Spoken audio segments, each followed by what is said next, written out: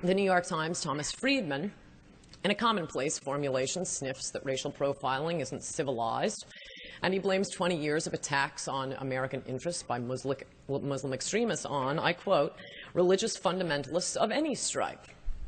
I don't know, the Amish have been rather quiet recently.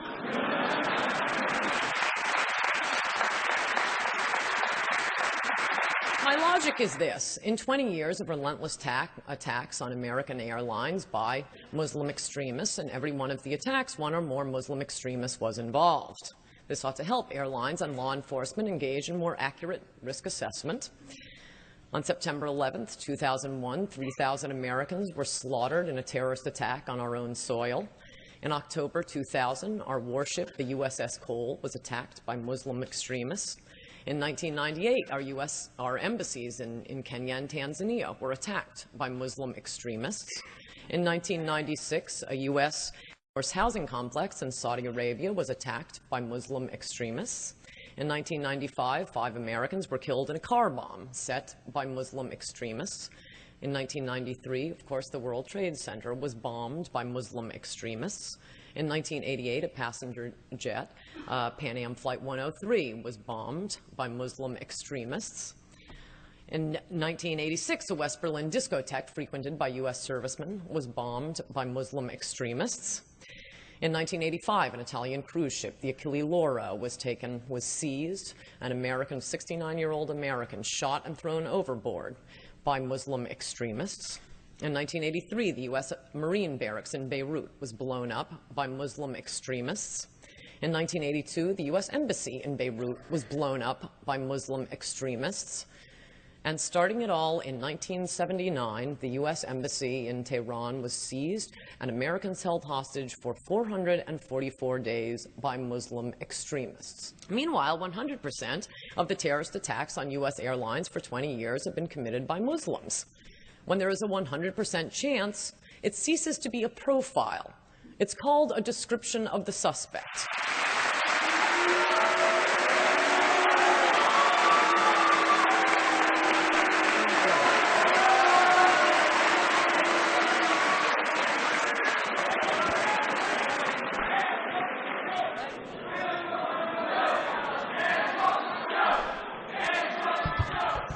Well, you're really developing your analytical skills here at Johns Hopkins. Very impressive.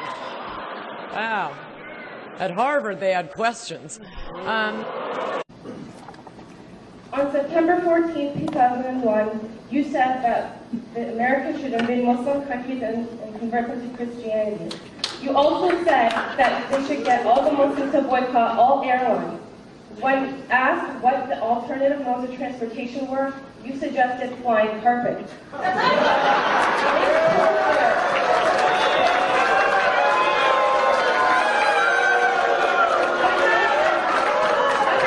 Hang on, she's reading my lines. Go on. Question. First of all, as a 17-year-old student of this university, Muslim, should I be converted to Christianity? Second of all, since I don't have a magic carpet, what other modes do you suggest?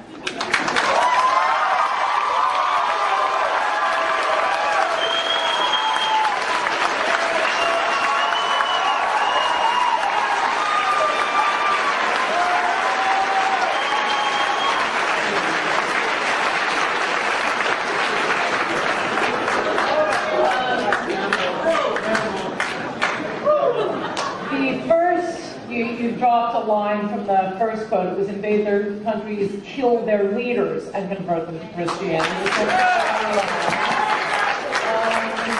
And, you know, by the way, this shows, I thought it was just, you know, American public schools that produced ignorant people. This is what America has done after World War II, after the Korean War, after we won World War II, the Emperor went to MacArthur and said, okay, we're ready to convert.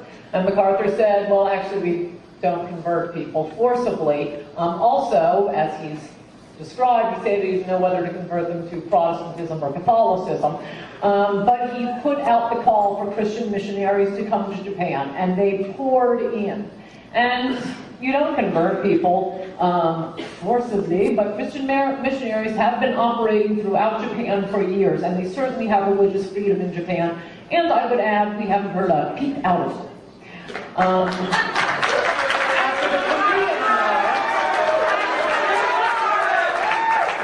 We might learn something.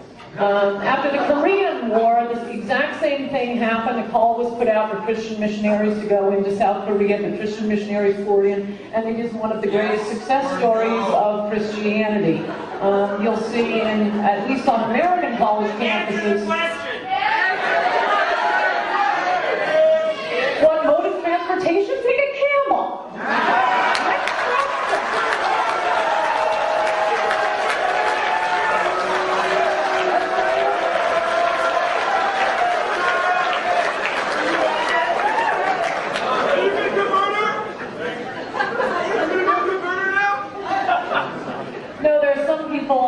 I'd just as soon not convert. I'm kind of a mean Christian. But if you want to get straight to the point, there you go. As a female, as a Muslim, as a student of this university, I felt an obligation to kind of represent that.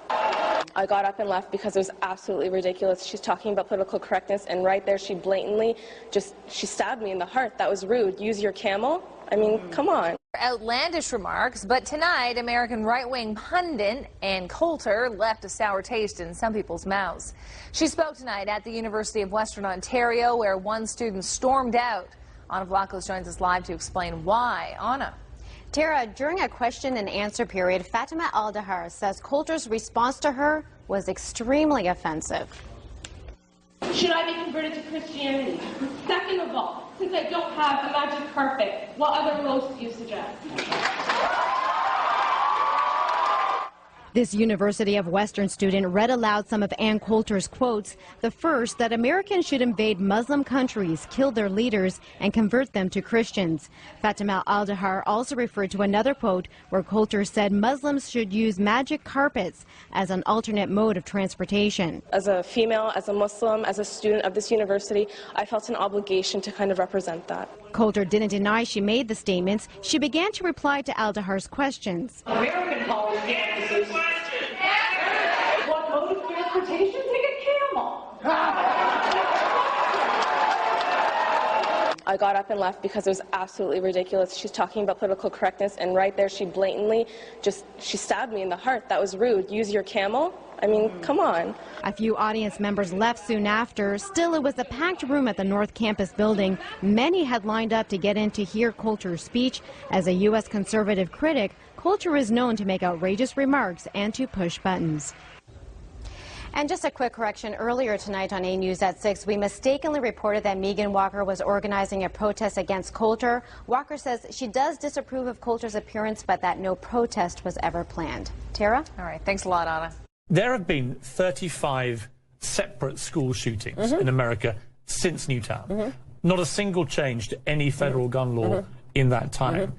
Nobody on the pro-gun side seems prepared to relent about anything, No, even background checks. Okay, let me answer. To try and reduce the level of gun violence. Why? You're absolutely 100% wrong. If you read my gun columns, you'd know this. These are not caused by guns. They are caused by the mentally ill. It was in the 70s. It was right during the deinstitutionalization movement that suddenly you get these spree killings.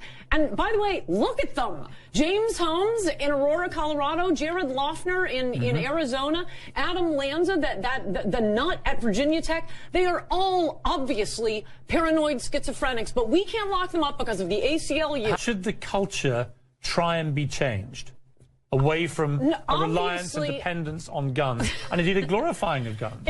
No, I mean, obviously, I think guns reduce gun crimes, but the idea that when one spree killing after another is committed by a crazy person, that you think taking the guns away is going to do something. It's like draining an ocean to find a ring you lost. That isn't going to help. The crazy people go out and kill people with swords. You know, the murder of school children during school time that took and stupidity. But in any case, here is what he writes. He has an entire column this week talking about the Second Amendment, and it's called How to Win an Argument About Guns.